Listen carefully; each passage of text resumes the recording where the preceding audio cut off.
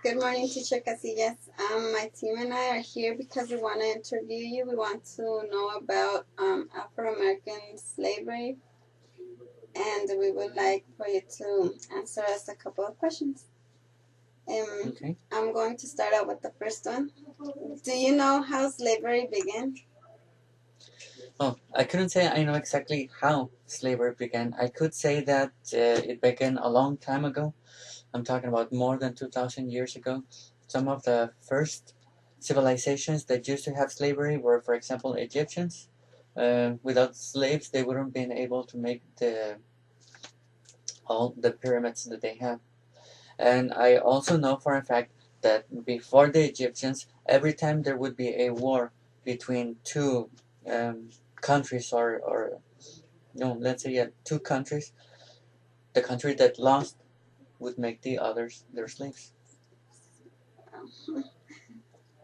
And well, we read a little about this, and we know that Afro-Americans were brought to America by the British colonizations. Uh-huh. And well, who do you think, in your opinion, who is guilty for the Afro-American slavery, the British or the Americans? And in which way would you think that would be the best way to demonstrate the regrets? Okay. Well, who is guilty? Let's say that they're both guilty.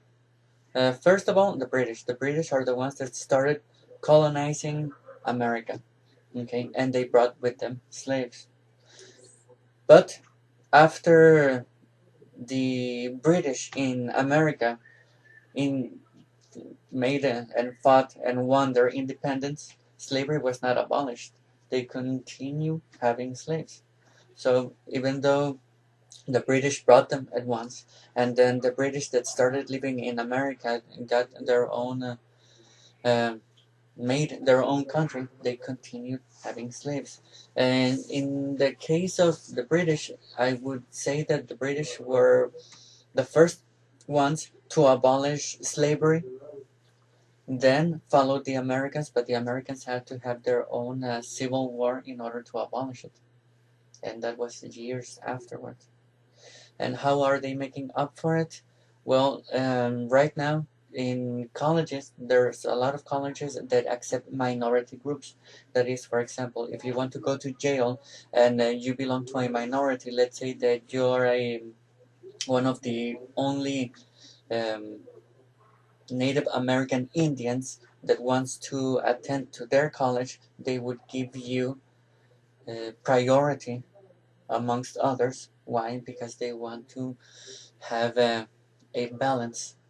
They want to give everyone the opportunity of assisting any kind of college that they would like. That would be one of the small things that they're doing to try and make up for uh, all the 450 years they kept slaves. Years. Well, I know that Afro Americans were named with nicknames. Why and what's the meaning of such nickname calling? Well, the nickname calling was basically to insult the people. And the Afro Americans, they used names like nigger, black crow, and George. And it was basically because they didn't want to make an effort of calling them by their name. And why would Afro Americans be called by their names if all Afro Americans looked the same? So why bother remembering their names? Um, we heard that Afro Americans were abused and punished with whip chains and marked like horses. Were these punishes the worst, or were there any more? Well, actually, there were two more, I would say. The one that followed was for those slaves that wanted to escape in more than one occasion, because many slaves tried to escape to the northern states of the United States. Some of them made it and became free. Some of them were caught and sent back to their owners, and they were easily identified because of the marks that you mentioned. those who continually wanted to escape, in some cases, they were amputated. They would amputate one of their legs so they wouldn't run anymore. And the one that followed after that, well, it was death. Too scared. Oh. Yes. And in your opinion, what was better, being an Afro-American woman or an Afro-American man? Well, actually, both had them equally as bad. Both had to work from sunrise to sunset. Okay, uh, they were both treated very badly. They were both called names, but in a lot of cases, the women were raped.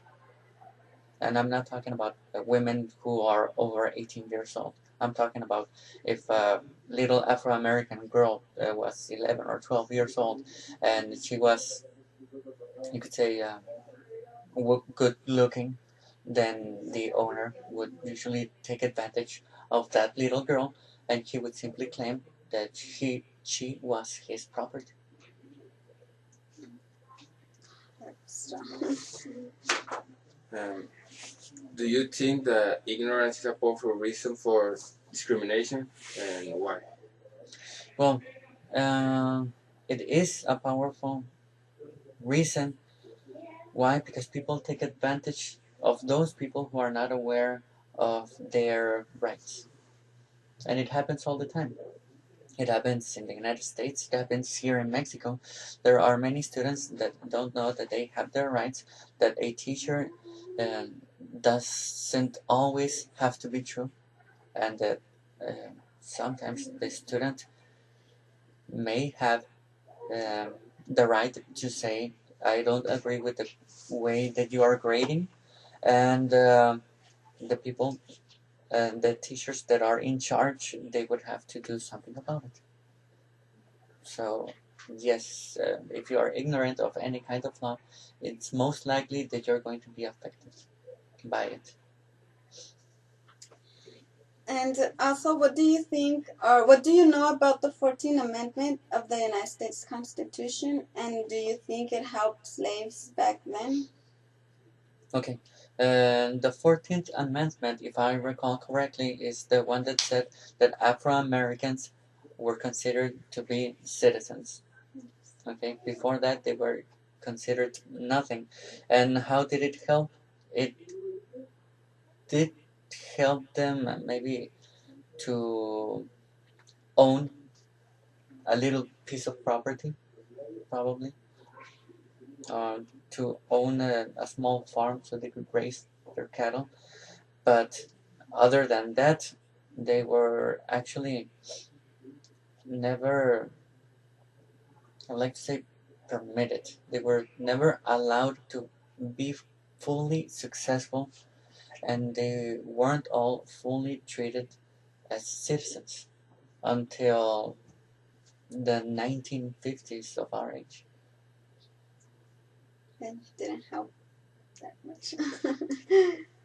um, Um, how do you think the mistreatment Afro Americans receive affect them academically nowadays? Okay, nowadays, um, I was watching a movie some time ago, and then I saw how an Afro American gave an explanation to other young Afro Americans. He was talking to them about how is it or why is it that there's a liquor store on every corner of a black neighborhood, and why is it that there aren't any liquor stores on any corner of a white neighborhood. And he was explaining to them, well, basically, what they want us to do is to kill each other, and that's it. I don't fully agree, but it did remind me that you don't necessarily need to tell someone that you don't want them in school, that you don't want them to study in college, that you don't want them to continue with their studies. You don't need to say it out loud, but with the insults that a child may have, or if a student is suddenly ignored, or if the teacher suddenly steps over the rights of that student, well, that student is most likely not going to want to continue attending school. I mean, it wasn't said, I don't want you in school directly, but sometimes actions are also understood in that manner. Directly. No. Not necessarily directly, no. Okay. Have you been in or seen a similar situation in Wabese during the time you've been working here? Well, actually, I have never seen any sort of discrimination in this school under any kind. I mean, not there. I haven't seen discrimination towards women. I haven't seen discrimination towards Afro Americans. I mean, there aren't that many, but there are a couple of teachers here and there or interchange students. I haven't seen any discrimination. I haven't seen any discrimination towards religion. Um, so I would have to say no, not in the university, or at least not that I'm aware of. Yeah. Very good. Cool. And what advice would you give to someone who is going through a mistreatment or discrimination situation? Well, I would have to say that even though the person is not going to want to, they have to make it public. They have to let people know what's going on. If it's a teacher, the one that is not acting in the way that he should be, if he's stepping over the rights of a student, many students don't want to speak out because they are afraid that there may be some sort of revenge after the student told on the teacher. But in my case, in and being the coordinator of the teachers in that teach in the bachelor degree in English, I would have to say that there are a couple of things that one as a coordinator may do. One of them would be definitely to speak with the teacher, and if the coordinator sees that there is actually no um, no grading objectively, if the teacher is still upset and he decides to give a bad grade because he wants to and not because the student deserved it, in that case, well, the teacher would have to be uh, removed. If not through the entire school, at least from that group, the group that the teacher is damaging. So I would definitely say the students would have to speak out. It's good to know because many of us ignore that type of things, and it's good to know that. Well, thank you, teacher. Thank you so much. You're Thank you. welcome. You're welcome.